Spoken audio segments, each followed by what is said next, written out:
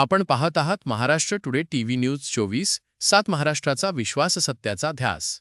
अनुसूचित जाती एससी आरक्षणातील उपवर्गीकरणाच्या प्रस्तावाला विरोध दर्शवत एससी आरक्षण उपवर्गीकरण विरोधी संघर्ष समिती नाशिक जिल्ह्याच्या वतीने पोलीस आयुक्त कार्यालय तसेच सरकारवाडा पोलीस ठाण्यात निवेदन सादर करण्यात आले। समितीचे अध्यक्ष प्रकाश पगारे यांच्या नेतृत्वाखाली शिष्टमंडळाने पोलीस उपायुक्त किरणकुमार चव्हाण यांची भेट घेतली। यावेळी समितीच्या पदाधिकाऱ्यांनी उपवर्गीकरणाच्या प्रक्रियेबाबत तीव्र नाराजी व्यक्त केली।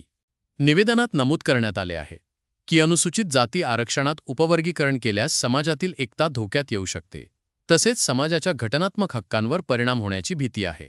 या निर्णयाच्या विरोधात विविध लोकशाही मार्गाने आंदोलने आणि जनजागृती कार्यक्रम राबविण्यात येणार असल्याचे समितीने स्पष्ट केले। डॉ. बाबासाहेब आंबेडकर यांच्या सामाजिक एकतेच्या विचारांचा आदर राखत एससी आरक्षणाची एकात्मता कायम ठेवावी अशी मागणीही समितीने केली आहे। तसेच उपवर्गीकरण प्रक्रियेला कायद्याच्या चौकटीत राहून विरोध केला जाईल असे समितीच्या वतीने सांगण्यात आले।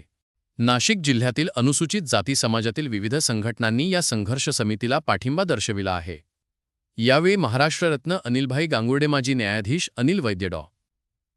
प्रवीण गांगुर्डे, अरुण दोंदे, किशोर गांगुर्डे, कैलास तेलोरे, एकनाथ मोरेस्नीभाई रोकडे, लक्ष्मी ताठे, कांचन जाधव, मिलिंद हाटे आदी प्रमुख कार्यकर्ते उपस्थित होते। आंदोलने शांततेत पार पडावीत आणि कायदा सुव्यवस्था अबाधित राहावी यासाठी आवश्यक सुरक्षा व्यवस्था उपलब्ध करून द्यावी अशी विनंती समितीने पोलीस प्रशासनाकडे केली आहे। Maharashtra today TV news Nashik विभागीय संपादक श्री उत्तम Bhimrao Jadhav. Maharashtra today TV news 24/7 महाराष्ट्रातील ताज्या, वेगवान आणि विश्वासार्ह बातम्यांसाठी आजच आमच्या चॅनलला भेट द्या। लाईक करा, शेअर करा, सबस्क्राईब करा आणि पाहत रहा महाराष्ट्र टुडे टीव्ही न्यूज 24/7 महाराष्ट्राचा विश्वाससत्याचा ध्यास।